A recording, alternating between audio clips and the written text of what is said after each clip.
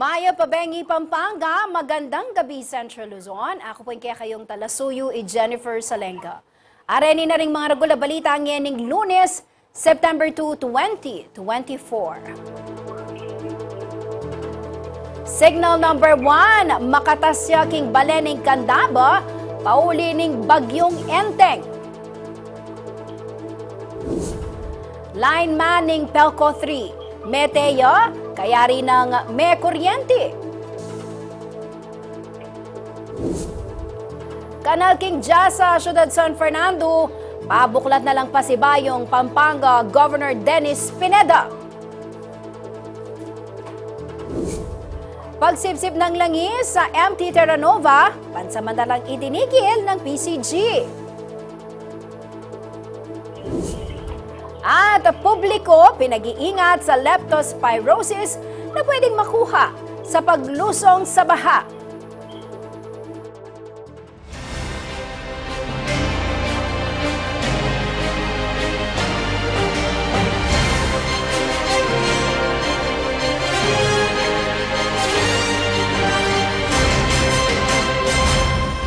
Nakaramdam kami ng hirap. Dala ng tubig na maiinom. Ngunit ang mga senyales na lang mas marakal. Biyaliwang aktibidad. Nakabalen, mga karehiyon at Kananing pandemya,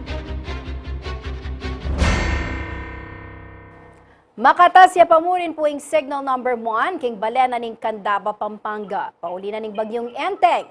Mga makibalita tamo king sitwasyon ka rin, akasabi tayo po king telepono, Sir Galen Gumabon, ing Local Disaster Risk Reduction and Management Officer 2 ning Candaba. Sir Galen, magandang gabi po sa inyo at maraming salamat po sa pagpapaunlak nitong panayam na ito. Magandang gabi rin po sa inyo at sa lahat ng mga nakikinig. Opo, sir, una po sa lahat, kamusta po ang ating mga kabalen dyan sa Candaba, no? Na sa area na yan po ay nakataas ang signal number 1. Yes po, sa ngayon po, meron po tayong reported na mga ilang barangay dito po sa Tagalog region, sa bayan ng Candaba. No? Ito po is dahil sa tubig po na nanggaling po sa probinsya po ng Bulacan, particularly po sa bayan po ng San Ildefonso. So yung tubig po na nanggaling po sa kabundukan po o sa upstream po ng San Ildefonso is dumadaan po dito sa Maasin River. Dahil po sa bagyong Enteng po is medyo malakas na po yung dating ng tubig. Kaya may ilang barangay po dito, kabilang na po ang barangay Tulungguban, Isal Santo Niño, Isal Santo Cristo, Dulong Ilog, ang ilang mga barangay na nag-report na po na pinasok na po ng bahan, ng tubig baha. Pero ngayon pa man, ito po kasi tubig po dito sa Tagalog region, is hindi naman po kasi nagtatagal. No? Oras lang po yung tinatagal ng tubig, parang flash flood po siya kung ituring natin. Sa ngayon po, nandito po kung ito pulong gubat at sinek po namin yung lagay ng mga tao dito, ng mga komunidad. At napansin po namin simula nung dumating po kaninang mga bandang alas 4 is umupa na po yung tubig na mga around 3 to 4 inches. And hopefully kung hindi na po mag-uulan, magdamag, hanggang mamaya is patuloy-tuloy na po yung pagbaba ng tubig. Pero meron na ho ba kayong datos, Sir Galen, kung meron na pong pagtaas sa Pampanga River? Kasi ho, kapag ganito, alam naman natin kung umuulan, lalo na sa upper portion po no, ng Pampanga River, expected po yung bumaba. No? Pero sa latest update po ninyo sa flood forecasting center natin dito sa Pampanga, may pagtaas na ho ba ng level ng tubig sa Pampanga River, lalo na po dyan po sa may Candaba Swamp? Yes po, ang level po ng tubig sa ating Pampanga River ngayon is tumaas po simula po kanina umaga dahil po sa mga tubig na nanggaling po sa Tebay Siha and particular po sa bayan din ng San Miguel kasi ang Candaba po is may dalawang river connecting po, no? From San Miguel po, meron po tayong Malisik River doon and dito po sa Tagalog region is meron po tayong Maasin River na nagkakanya ng So both rivers po is, ang downstream po nila is sa Pampanga River. So sa ngayon po, so tumaas po yung Pampanga River pero hindi po tulad ng mga nakaraang bagyo na talagang mataas talaga yung sinasya.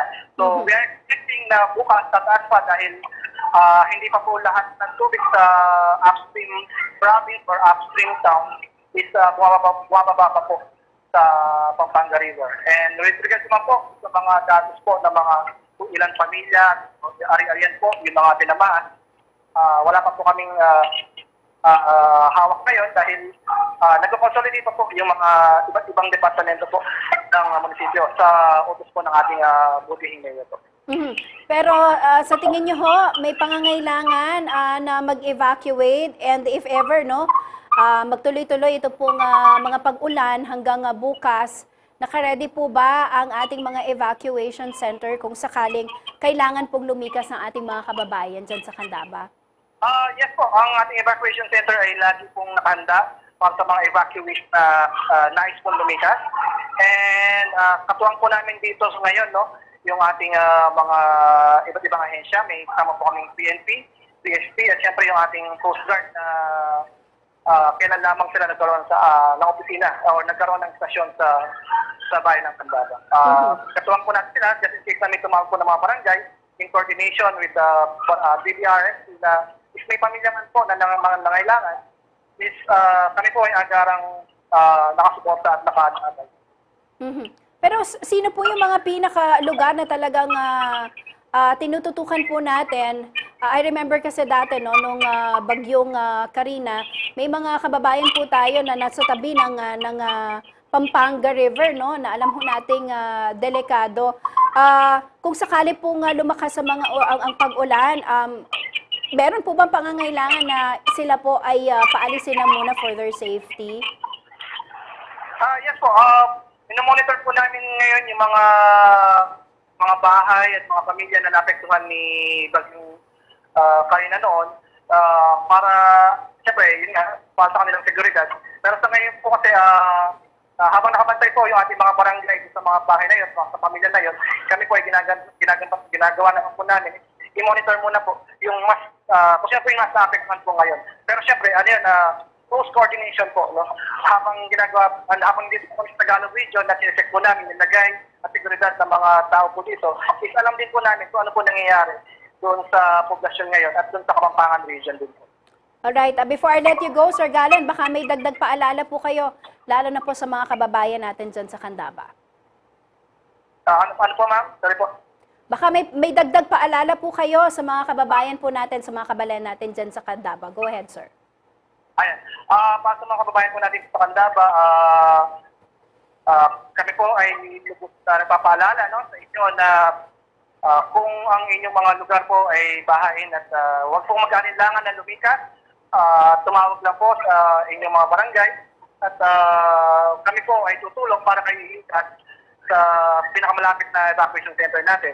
And huwag pong kalimutan, ihanda ang inyong mga go bag na kung saan nandun yung mga damit ninyo pang 3 araw, mga importanteng dokumento. Nang sa gayon, mapilisan po yung ating paglikas.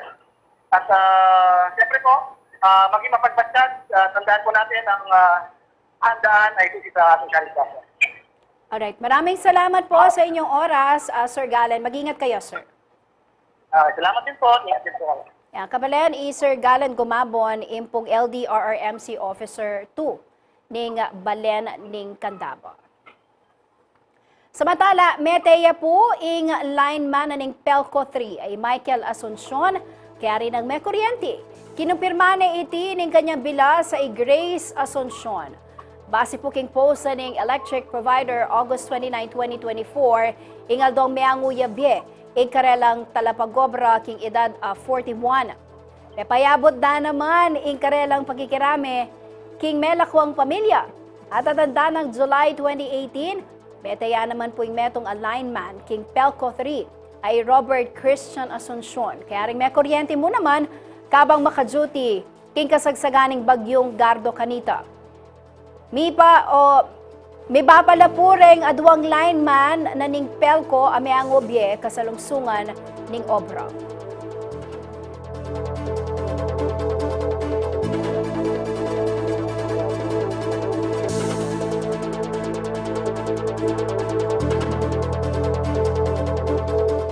Tingalwa pang balita, pabuklat no pong pasibayo ng provincial government ng Pampanga reng drainage canal King Jose Abad Santos Avenue, kempong intersection hanggang na King Balingbing Bridge.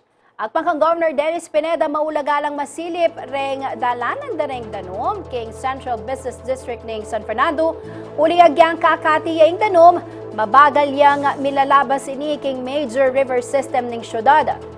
Samantala, metong kareng suggestion ng DPWH Region 3, amika upgrading kareng kanal, King Manila North Road at Jasa.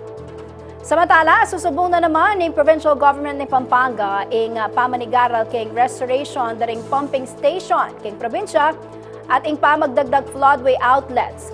At imong solusyon king Albug king San Fernando. Ang pagka-Governor Dennis Pineda eno sasapat ng existing drainage system ng syudad king volume ng Danom, Amanibat Angeles City. King emergency meeting payawas na ng Kapitolyo ngayon Lunes, September 2, sinabi na ng Pampanga 1st District Engineering Office, antiyamong catch basin ing Lasatin Boulevard at Jasa, anya mabagal kanong kumati ing Albug Kenny. Bumunikala na namang Governor Delta biyayan niya ing Sapa, magumpisa king Barangay San Juan hanggang king Gugu River king Bacolor, papuntang 3rd River, ametong kareng floodways palwal ning Manila Bay. Kailangan hong long-term plan talaga. Kailangan din hong bigyan ng funding para mabigyan ho natin itong solusyon itong mga problema na to paunti-unti. At nakita natin yung volume na nanggagaling ng Angeles, Magliman, ng mga na river, papasok dito sa Cabalantian. So, right now, umiikot pa to, pupunta pa ng Santo Tomas. Bayan ng Santo Tomas. So, nag-propose po ako na kung pwedeng idiretso na natin to ng Gugu River at pump station na kung gagawin natin doon. Buhayin natin yung talagang river, creek na existing po noon pa na takpan na ho ng lahar. So, we're planning na buhayin ho to tapos pump system going to Gugu. Para yung tubig ng portion na yan, hindi na ho pumunta ng Santo Tomas.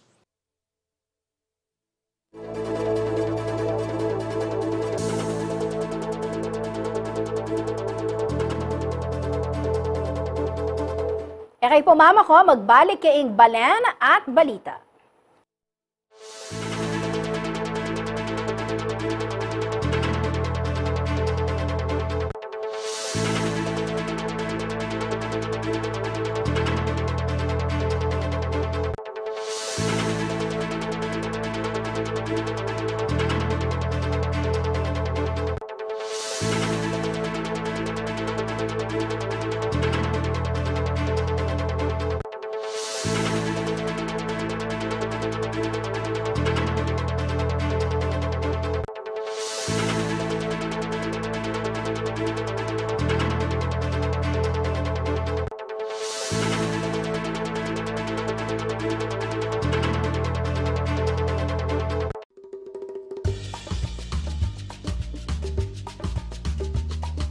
Anyang Maracalpa Farmlands, Kedi Pampanga.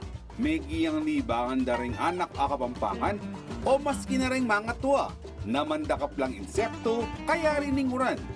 Kaybat, luto de ang kanan. Kanita, sobrala karakalketi. Ing pamandakap insekto taga nang maka-enjoy ampong exciting kasi makatok nang la underground. Bang kanitang arakap mula, kailangan may gamitan ng gamat mo. O, atin na kang idea king amonon ko. Ay wa, in kamaro o mole crickets. Kareng Kapampangan, considered ang delicacy. Dakalla, patsekauran, ang pumabasahing gabon. King August, September. Keti Pampanga, ating papingbalay na mag-celebrate Kamuro Festival, ing magalang. Manyaman taga ng mamangan exotic foods, lalo na't aliwaliwang luto, ing malyari mong gawan Kenny. Malyaring adobo, malyaring yalo meking bringi, at niyayaliwa pa. Aliwaya taga na yung Kapampangan ikakabalen, atakon mo na ba yung kamaro? Nung halipa, subuknan mo uling siguradong metong muing sapin mo. Kanyaman!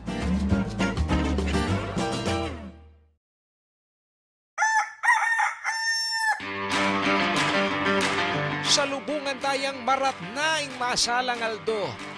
Sa ganandalang maranon ring bunga na ningindong tibuan.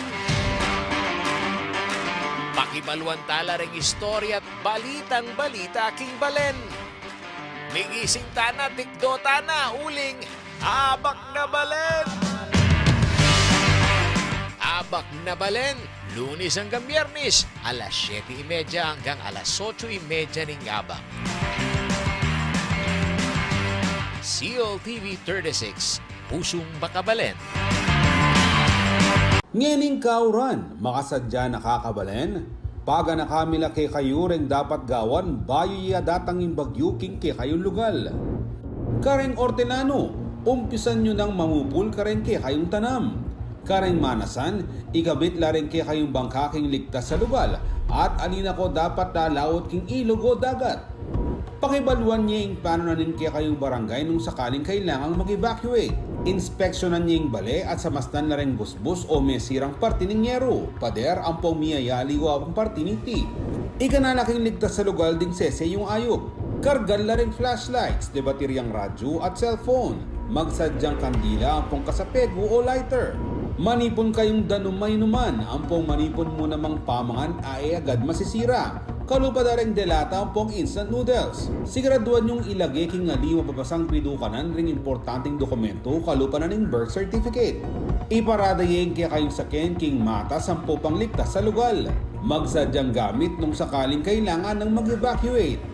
Panay makibalita, Rikil King Bagyo. Pakibalual na ring ulat ng pag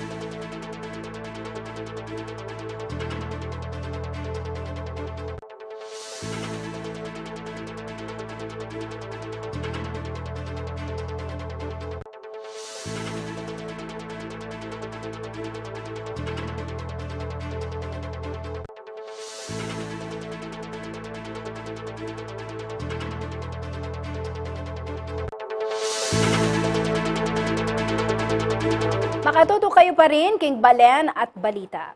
Sinuspende ang klase at trabaho sa mga tanggapan ng gobyerno sa iba't ibang lugar sa Central Luzon ngayong Lunes, September 2 dahil po sa epekto ng bagyong Enteng. Kabilang sa mga nagkansela ng pasok sa eskwela para sa lahat ng antas, pampubliko man o pampribado ang mga lalawigan ng Aurora, Bataan, Bulacan at Pampanga, ang syudad ng Angeles at Olongapo at ang bayan ng Capas sa Tarlac. Kinansela rin ang trabaho sa government offices sa Angeles City at sa provincial government ng Pampanga. Samantala, binatikos ng ilang netizen ang umano'y late announcement ng klase suspension ni Mayor Rollin Paulino Jr. sa Olongapo City. Sa Facebook post ng alkalde, sinabi nitong inaasahan ang bugso ng ulan ngayong gabi. Kaya naman suspendido na ang pasok simula 4:30 p.m. Lunes, September 2. Ito rin upang maunahan ang pag-uwi ng mga galing sa trabaho pero maaari ring mag-dismiss ng mas maaga mga paaralan. Hiling ng mga magulang at estudyante sana ay mas maaga ang naging anunsyo. Nagpaalala naman si Pangulong Ferdinand Marcos Jr. sa mga ahensya ng gobyerno na i-monitor ng maigi ang sitwasyon sa kanilang nasasakupan upang maging maagap sa pagpapatupad ng classes or work suspension. Kabilang naman sa mga nag-anunsyo na ng classes suspension para bukas, araw ng Martes, September 3, ang LGU ng Hagonoy, Bulacan at Nueva Ecija.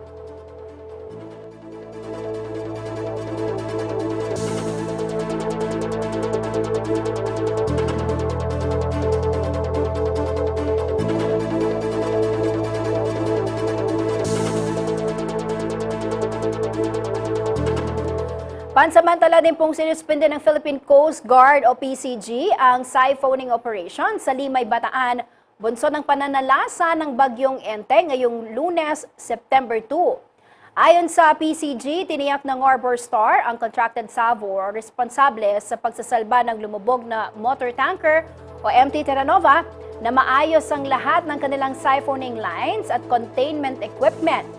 Isinara rin umano nila ang lahat ng hot tops at ipinagpaliban ang paglilipat sa mga na-recover na oil waste.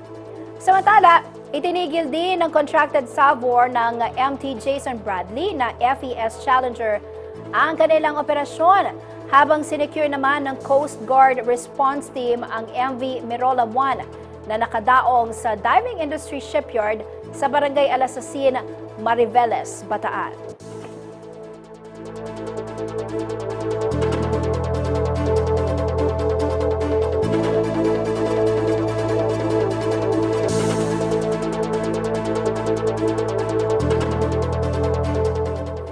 Nagpaalala ang Department of Health o DOH sa banta ng leptospirosis mula sa baha ngayong malakas ang ulang dala ng bagyong Entek.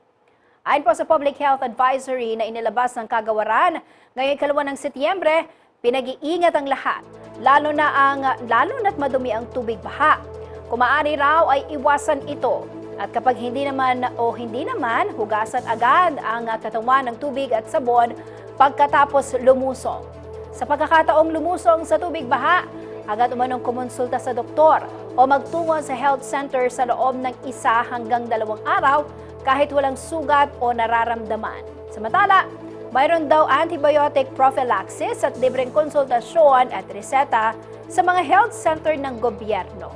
Batay po sa tala ng Kagawaran, umabot sa 2,115 ang bilang ng mga tinamaan ng leptospirosis as of August 3. Dahil sa pagbahang dala ng bagyong Karina at ng Habagay.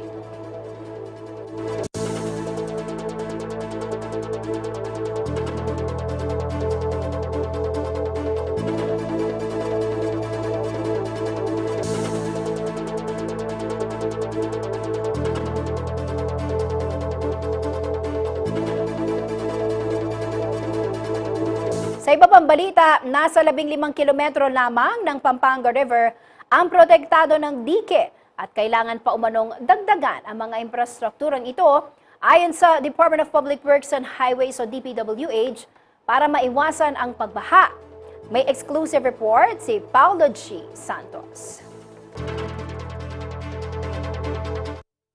Kabilang sa mga pinakababantayan ng mga kinaukulan tuwing rainy season ang level ng tubig sa Pampanga River. Ang pag-apaw kasi nito ang karaniwang sanhi ng pagbaha sa mga barangay sa San Simon at iba pang mga bayan sa Pampanga at maging sa Bulacan. Sa exclusive interview ng CLTV 36 News kay Engineer Jerry Fano, ang Project Manager ng Unified Project Management Office, Flood Management Cluster ng DPWH, ipinaliwanag niyang may mga pagkakataon na hindi na kaya ng ilog na i-accommodate ang volume ng tubig na napupunta rito. In short, overloaded daw. Ito po ang existing condition ng Pampanga. Though Pampanga is very wide river, and most of it are undike, wala pa pong dike. So pag tumaas ang tubig baha coming from nearby Siha, ito po ay dumidiretso sa Bulacan side at saka sa Pampanga side. Dagdag pa ng eksperto, may mga pangangailangan para magtayo ng karagdagang dike para makontrol ang daraanan ng tubig. Ano po yung tsura ng mga dikes na gagawin natin? Ito po ang existing na dike ng Pampanga River. But what we can do is to actually widen in some portions na kung saan we can allow room for the river. We allow flood water from the main river to go outside, but it is safe through a main dike. So merong primary and secondary dike. And we allow, because sometimes the concept of room for the river is important because talaga napakalaki ng flood. Ayon pa sa DPWH, ang porsyon pa lamang ng Pampanga River sa area ng Masantol o yung bahagi ng ilog na nasa bukana ng Manila Bay ang natayuan ng dike. Ito yung tinatawag na Pampanga Delta Phase 1 na 15 kilometers lamang ang haba. So this is actually the roadmap, the overall map of DPWH strategy in addressing flooding in Pampanga. Ito po yung Pampanga Delta Phase 1. Sipin po natin that Pampanga is around 200 kilometers. Ang nagawa po is around 15 kilometers lang. So, from here, and the remaining hindi na po siya dike, ibig sabihin walang dike. So, flood water going, this is the upstream, pababa po ito, papunta ng Manila Bay. From the upstream, flood water just goes anywhere it wants kasi nga, based on the topography, hindi pa po siya dike, wala pa pong diking. Batay sa disenyo ng Pampanga Delta Phase 2, maglalagay ng check gate upang ma-divert ang porsyon ng tubig mula Bulacan na bumabagsak sa Candaba Swamp. Pampanga Delta Development Phase 2, yung Candaba Swamp po is we will divert the flow. Magkakaroon po rito ng check so that the flood water from Bulacan dadalhin po natin sa Candaba and it will be flowed into Pampanga River. So dalawa po yan. For the province of Bulacan, part of it will be diverted to Candaba and most of it will be flowed into Labangan Channel para magamit naman po natin yung Labangan Channel. Ipinaliwanag din ni Fano ang isa sa mga big-ticket projects na Central Luzon Pampanga River Floodway Project. A new project concept called Central Luzon Pampanga River Floodway Project. This is a big-ticket project, a new project that will be constructed from the downstream of Pasak River, Pampanga, going to MacArthur Highway to connect into Abacan River and Rio Chico. The idea here is hindi na po natin patandaanin yung Abacan River and Rio Chico River to go into Pampanga River. We will make a new river system and this is the ambitious Pampanga Delta Central Luzon Pampanga River Floodway Project. Target daw ngayon ng DPWH na magdagdag ng mga river channel upang mapabilis ang pagbaba ng tubig lalo na't problema ngayon ang mga makikitid na drainage system na hindi kayang sumalo sa malaking volume ng ulan. Paulo G. Santos, CLTV News. Nakay po mama ko, magbalik kay Ing Balen at balita.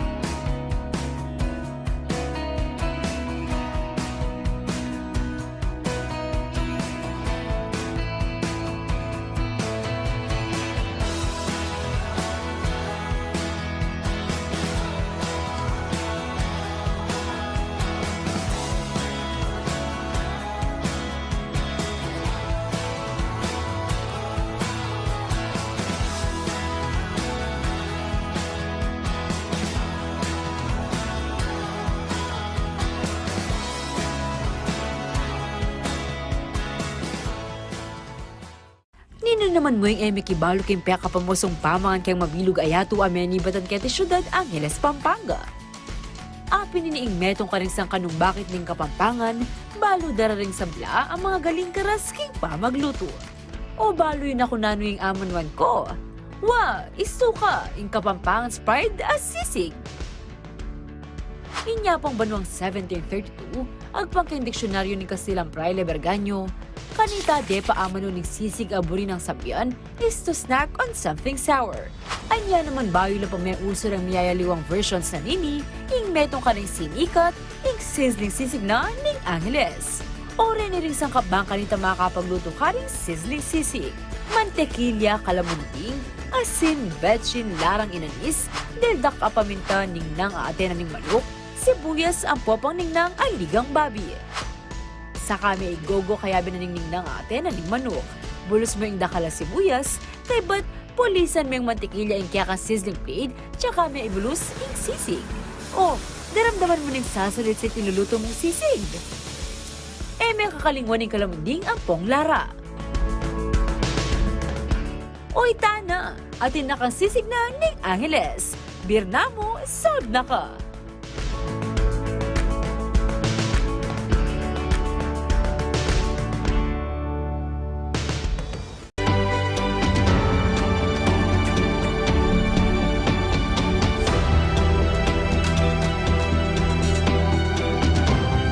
Experience and discover Japan.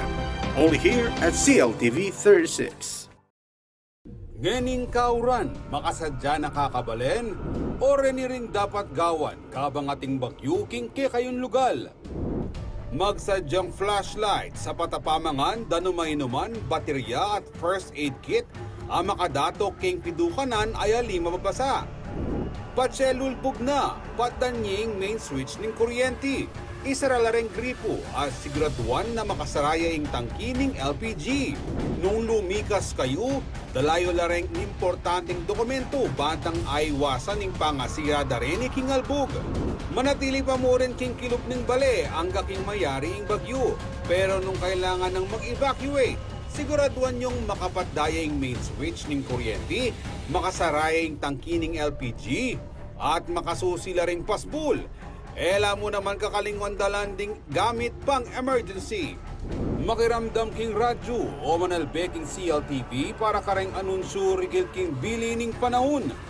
Malyari mo namang tumutok kareng social media pages ng CLTV 36 para mas mabilis sa sagaping balita.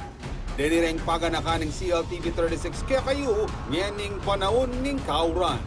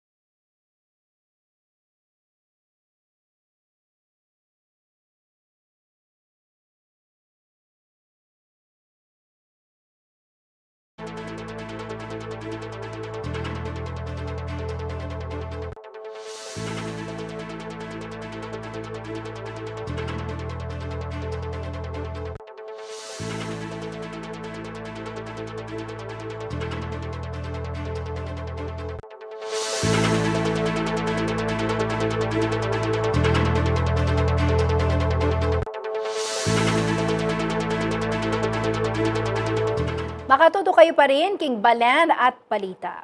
Sinampahan ng 87 counts ng kasong money laundering si dismissed Banbantarlac Mayor Alice Guo, kasama ang 35 iba pa. Inihain ng National Bureau of Investigation o NBI, Anti-Money Laundering Council o AMLAC at Presidential Anti-Organized Crime Commission na PAOK ang mga reklamo sa Department of Justice o DOJ nitong August 31. Kaunay ito ng operasyon ng mga iligal na pogo sa Banbantarlac at maging sa Porac, Pampanga. Nakasaad sa reklamo na aabot sa 7 billion pesos. Ang umunoy kinaman ng mga akusado sa operasyon ng mga scam farm dito sa Central Luzon. Bukod kay Alice Guo, kasama din sa kinasuhan ang sinasabing kapatid nito na si Sheila Guo, negosyanteng si Cassandra Leong at iba pang mga sangkot sa Baofu Corporation.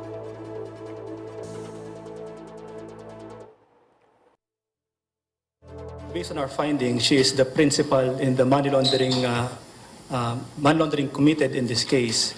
She used several entities in transferring her money. It went to an entity. Ultimately, it ended up with Baofu.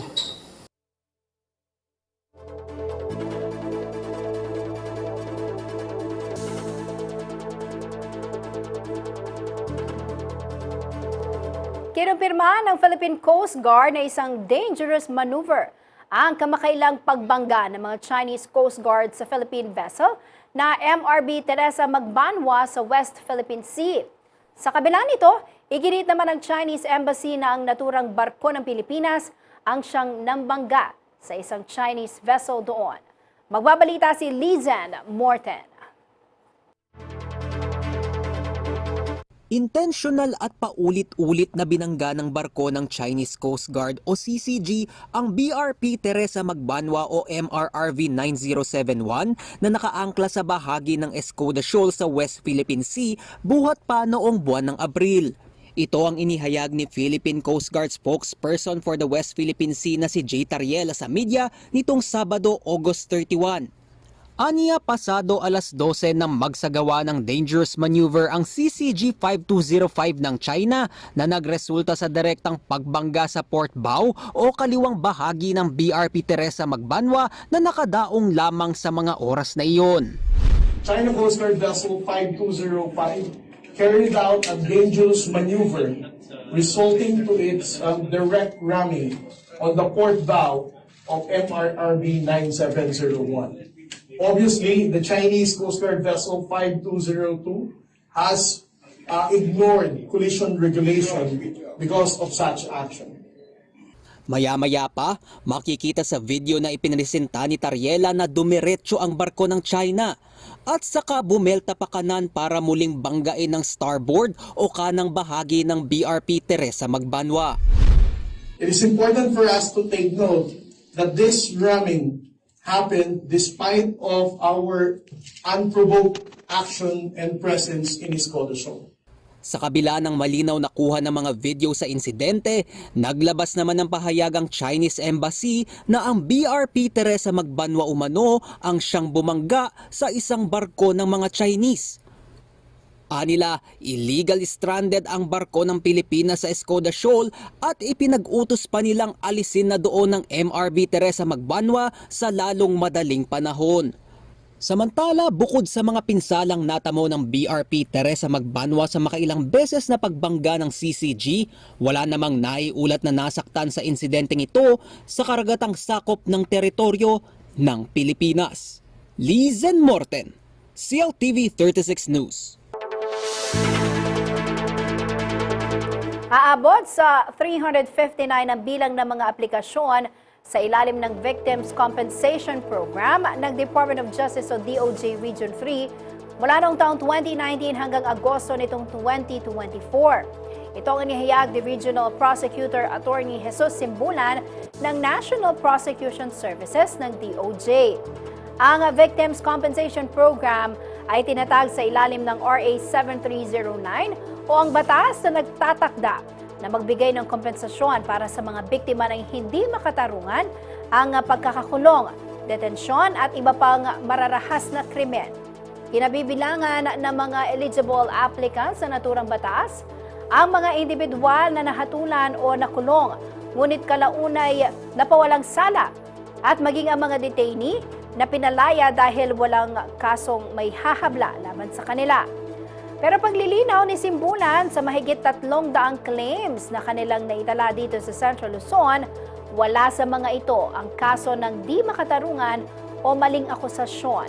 Ang 359 claims ng Victims Compensation Program dito sa Central Luzon ay binubuo lamang aniya ng mga biktima ng mararahas na krimen na naghabol ng danyos sa Board of Claims. Samantala para sa unang bahagi ng taong 2024, 8.61% ang ambag ng DOJ Central Luzon sa mga matagumpay na prosekusyon sa buong bansa.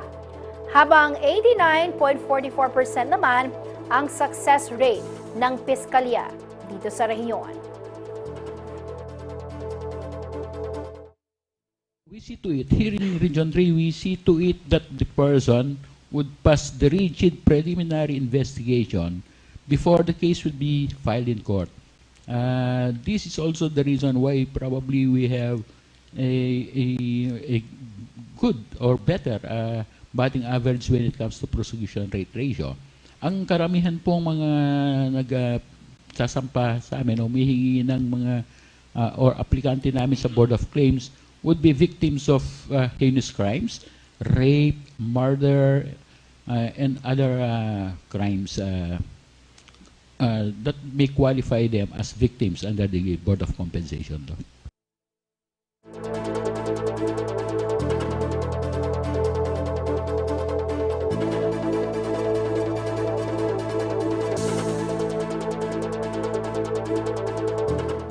Nasa kustodiya na raw ngayon ng PNP ang 3 pulis.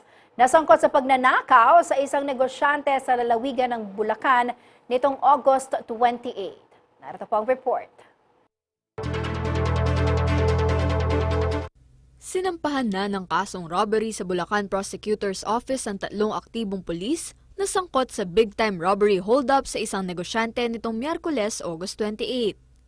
Ito'y matapos pasukin ng mga suspect ang isang bahay sa Barangay Borol 2, Balagtas, Bulacan, kung saan tinangay umano nila ang 30 million pesos na cash at iba pang mahahalagang gamit. Kinilala ng PNP ang 3 nahuling suspect na sina Police Staff Sergeant Anthony Ancheta na nakatalaga sa Malolos City Police Station, Police Major Armando Reyes ng Hagonoy Municipal Police Station at Police Senior Master Sergeant Ronnie Galion na naka-assign sa Santa Maria Municipal Police Station. Habang kinilala naman ng biktima na si Emerson Magbitang, 35 taong gulang na pharmaceutical supplier at residente ng St. Francis Subdivision sa naturang barangay.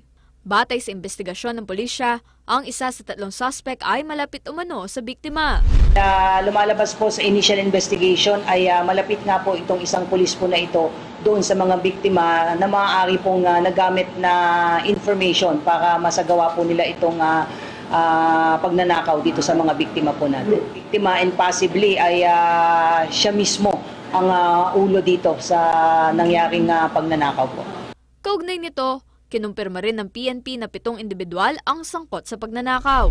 Ang tinitingnan po natin dito ay mga more or less mga 7 po. 3 po yung identified na nating pulis na nasa custody at yung 4 na hindi pa nakikilala ay kasalukuyan pa rin po natin pinaghahanap na tinitingnan natin kung ito ba ay mga active policemen or so o mga civilian po. Habang sinusuri rin umano ng pulisya kung may kinalaman ng mga natukoy na suspect sa iba pang kaso ng pagnanakaw sa probinsya ng Bulacan.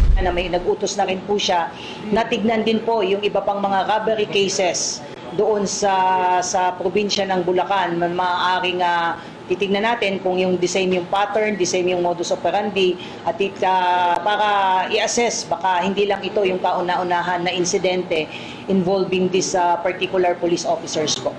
Panawagan ng PNP sa taong bayan, huwag matakot na isumbong ang mga pulis na sangkot sa anumang uri ng krimen upang masugpo ang tiwali sa kanilang hanay at hindi mabahira ng imahe ng mga pulis na tapat na nagsisilbi sa bayan.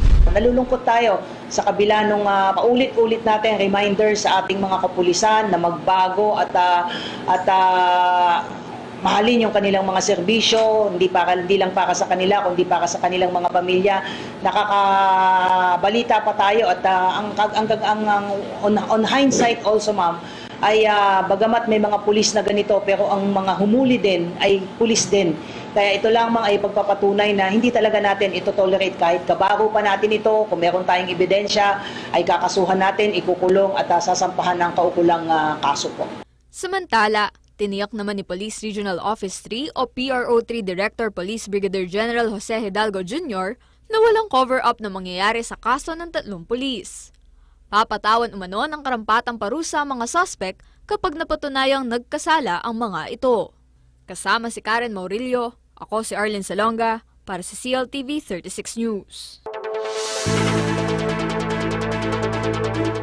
Kayo po mama ko, magbalik kaing Balen at Balita.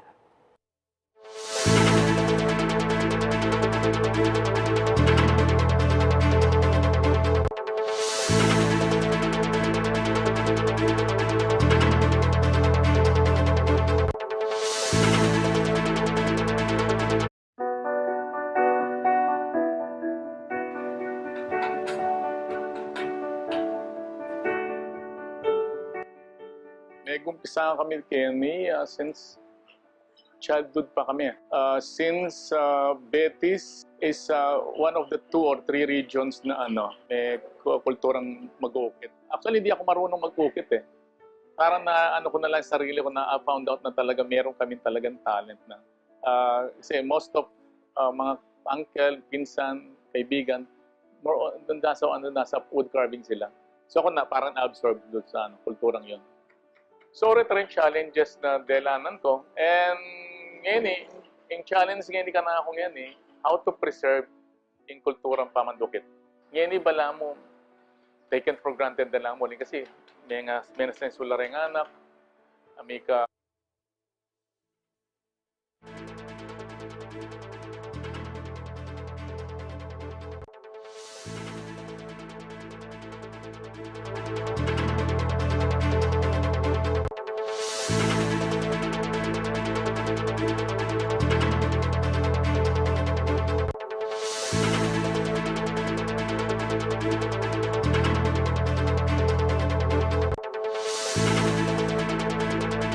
Makatuto kayo pa rin, King Balen at Balita. Pakibaruan tamo po, ing maging lagyan na ning panahon kaya ba Sir Manny Esguera, ing Chief Weather Forecaster ning Pag-asa Clark. Sir Manny, magandang gabi po sa inyo. Naglandfall na po ba ang bagyong Enteng?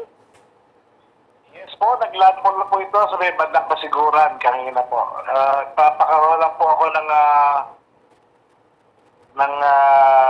bulletin natin para maipaano natin po yung tamang oras, no? Noong kanyang paglandfall, tsaka yun po yung eksaktong lugar. Sandali lang po. Alright. Pero Sir Manny, ito pong bagyong si Enteng, no, habang tinitingnan ho ninyo yung eksaktong datos, patuloy po itong magpapaulan, Sir Manny, hanggang bukas. Inaasahan ho ba natin yung ganong senaryo pa? Yes po, ang Metro Manila po kasi nag-cancel na po ng pasok nila bukas.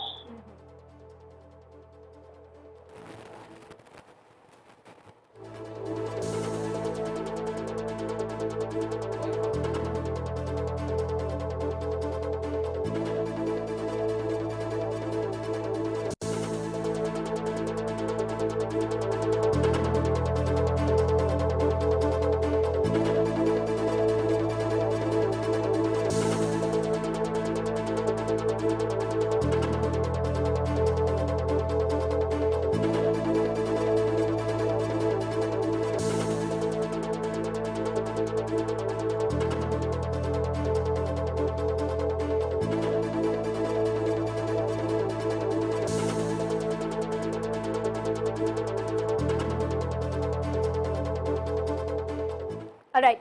Sir Manny, ano na ho ang latest dito sa bagyong Enteng? Naka-live na po tayo? Yes po. Yes po, Sir Manny. Naka-live na po tayo.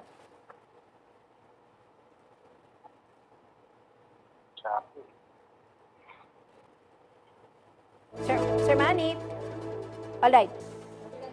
Babalikan po natin ang weather report ni Sir Manny Esguera. Samantala, lumipatamo po kareng aliwang balita. Inipune, Kabalen, Kapabaluan, makasadyaya po may patupading oil price hike o pamagtasking presyo na ng gas, diesel ang pong kerosene ngayon pong Martes, September 3. Basiging anunsyo na ring oil companies, Pilipinas Shell, Sea Oil ang pong clean fuel, mitas niya pong 50 centavos, ang presyo balang litro ng gasolina. 30 centavos naman po ang miragdaking presyo balang litro ng diesel, kabang mitas yan 70 centavos ang presyo balang litro ng kerosene. Epektibo ya po ang oil price hike ng Pilipinas Shell, ang pong Sea Oil ngayon Martes, alas 6 ng abak, kabang 4:01 PM naman po magtas presyo ang clean fuel.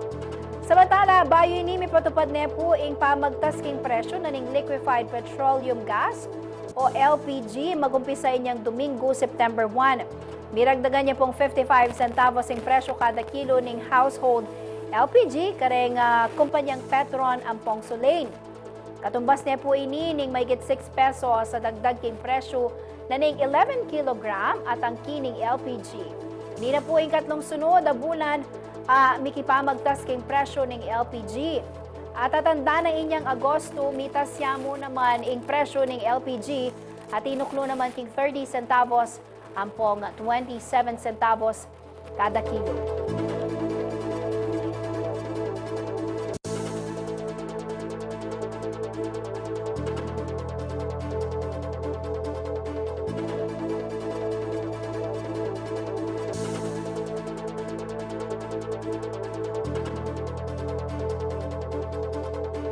Kabalen, bala mo kapilan pa mo po anyang pegumpisan tayo yung banwang 2024 at ngenipin at suta na po king Burmans. Buri ng sabyan yan, kaya katamong Pilipino lakwas ka rin Fernandino Pasko na. Anya naman silipan tala po, reng mamangawang parol, king pamagumpisa na ning Burmans, king report ng Liana Canilao. Tamangan. Picturesque view. Ring Kapampangan. Apin din ring mapilan kring manim mo ng biyaglon keti Pampanga. Aliwang muring kabalen, nuniagyang ding aliwang Pilipino ang poring dayo. Aparte king gilalaya ilabot Kapampangan ng culinary capital na ning bangsa, keniya mo naman atag mo ning Christmas capital ning Pilipinas, ing kabisera na ning probinsya, ang syudad San Fernando.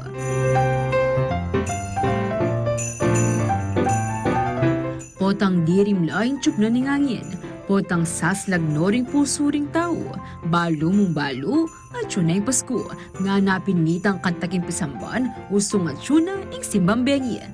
Aparte kanini, king bawning puto bombong, bibingka suklating batirol at duman, mangat munang tula uling malapit niya in metong karempya kapanayan na okasyon ding sabla.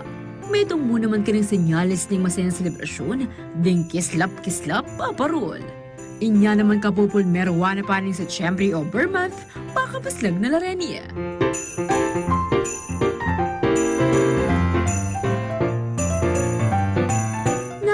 Pinuwari rin pakapaslag arani.